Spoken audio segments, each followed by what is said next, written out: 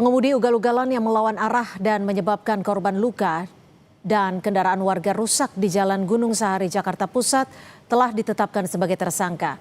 Petugas kini juga sedang mendalami 4 pasang plat nomor kendaraan dan 2 senjata tajam serta sepucuk senjata api mainan yang ditemukan di dalam mobil pengemudi.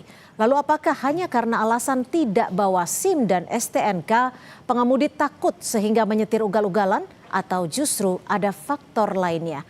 Kita bahas bersama mantan Kabareskrim Polri, Susno Duaji.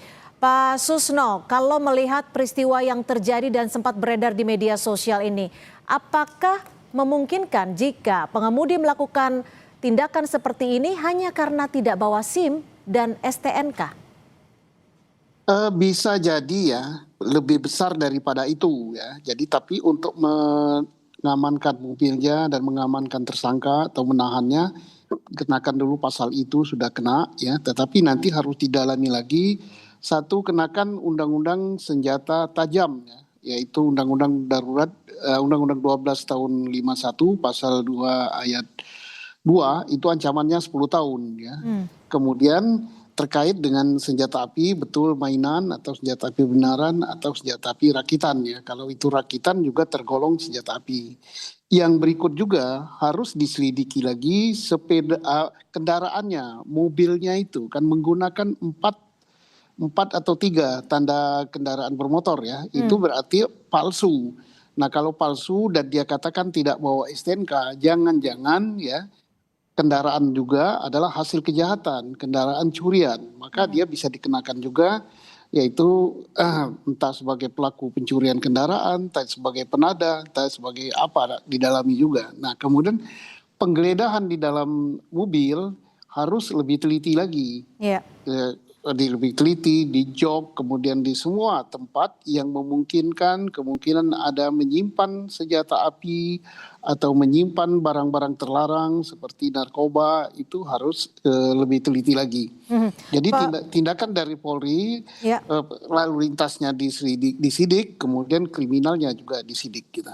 Ini kan indikasi dari barang-barang yang dibawa dan juga ditemukan oleh polisi, ini kan termasuk barang-barang yang bisa dikatakan bisa saja sebagai pelaku kejahatan berat karena ada senjata tajam, ada pistol mainan, dan juga plat nomor palsu. Bagaimana lalu menelusuri jika memang ada kemungkinan kejahatan lainnya yang lebih besar? Pertama ditelusuri dengan identitas daripada pelaku ya, baik yang kekasihnya yang perempuan maupun si driver sendiri.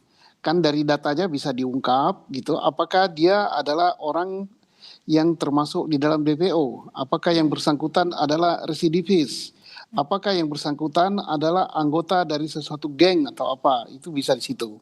Yang kedua, bisa juga diselidiki dari kendaraannya. Kalau kendaraannya memang itu bodong istilahnya, nggak punya STNK, nggak punya plat nomor yang benar, tidak punya BPKB, itu berarti kendaraan gelap. Nah, gelap itu apakah hasil dari pencurian atau hasil dari kejahatan apa? Dia sudah kena di sana.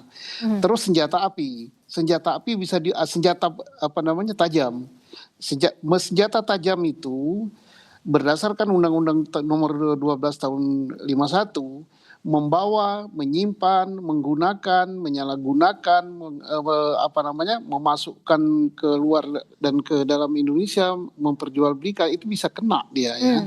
Apalagi digunakan di dalam kejahatan. Ancaman hukumannya itu 10 tahun.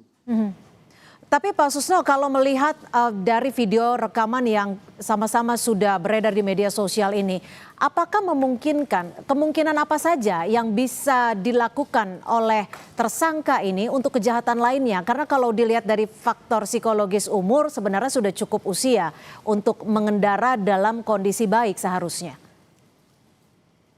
Ya, kalau memang betul hasil daripada pemeriksaan bahwa yang bersangkutan tidak dalam keadaan mabuk, tidak dalam keadaan mengkonsumsi narkoba, maka harus diperdalam lagi kenapa dia sampai melakukan ugal-ugalan nekat sedemikian. Gitu. Berarti ada sesuatu yang dia sembunyikan. Yeah.